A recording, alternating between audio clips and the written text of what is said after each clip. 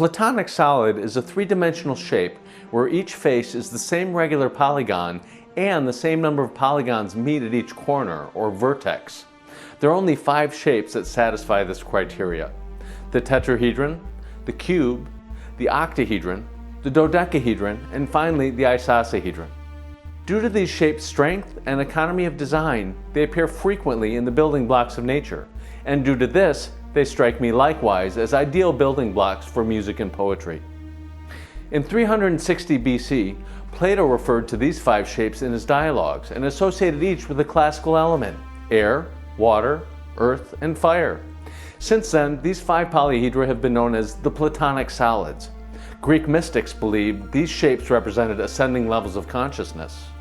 In his work Elements, Euclid derived many mathematical aspects of the solids, most notably for our purposes, the relationship between the length of a shape's edge to the radius of its circumscribing sphere. So how do we turn the Platonic solids into music and poetry?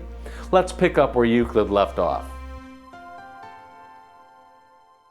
The tetrahedron is a 4-sided shape with equilateral triangle faces meeting 3 to a vertex. Its strength and economy of design make it great for a molecule of H2O. Yep, a molecule of water is a tetrahedral bond. As we learned from Euclid, the ratio of a tetrahedron's edge to the length of the radius of its circumscribing sphere is roughly 0.612, which also works out to 30/49. So if we'd like to make a poetry structure based on the tetrahedron, we need only to make a stanza of 30 syllables, then a second stanza of 49 syllables. Now 30 and 49 may sound like strange bedfellows, but here's where the magic comes in. After a little scribbling, I found that all the Platonic solid ratios break down evenly into 3s, 5s, and 7s. So if we want our poem to express the tetrahedron, the first stanza of 30 can be expressed as 6 lines of 5 syllables. The second stanza of 49 is 7 lines of 7 syllables. A bit like haiku on steroids, right? Our second solid, the hexahedron, is more commonly known as the cube. It has 6 square sides with 3 angles meeting at each vertex. The hexahedron is found in many chemical bonds, including sodium chloride. Yep, salt is a cubic structure. The hexahedron's edge to radius ratio is 0.866 repeating, which can be precisely expressed as 13/15, which we can break down further this way: 535 over 555.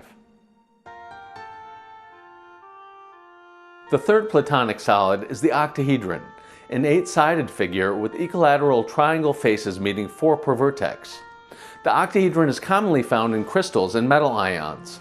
The octahedron's edge to radius ratio is 0.707, or 29/41, which again sounds kind of inelegant until you consider that 29 equals the sum of 5, 7, 5, 7, 5, and 41 equals 5, 7, 5, 7, 5, 7, 5. How can we express the octahedron in music? How about a melody of 29 beats cycling over a melody of 41 beats, both easily broken down into alternating bars of 5s and 7s? 12 pentagon sides make up our next Platonic solid, the dodecahedron. The shape appears in Salvador Dali's Last Supper and also makes a damn fine capsule for LE Airways' interdimensional travel in the movie Contact. This shape's edge to radius ratio is approximately 1.4, which breaks down simply to 7/5. Plato associated this shape as the culmination of the other 4 and called it quintessence. It is also commonly associated with heaven or the universe.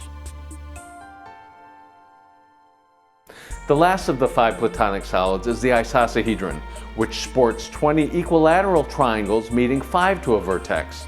In nature, many viruses take the icosahedral form. The edge to radius ratio for this shape is 0.951, which is closely approximated by 20/21. This breaks down evenly into 4 5s over 3 7s. To recap, we can extract the essence of the Platonic solids by expressing the ratio of the shape's edge length to the radius of the shape's circumscribing sphere. These ratios all break down beautifully into 3s, 5s, and 7s, which are extremely useful when it comes to applying them to rhythm for music or syllable structures for poetry. The Platonic solids have been around as long as life itself. By embracing the ratios inherent in them, we too can take part in the same process of creation as the universe.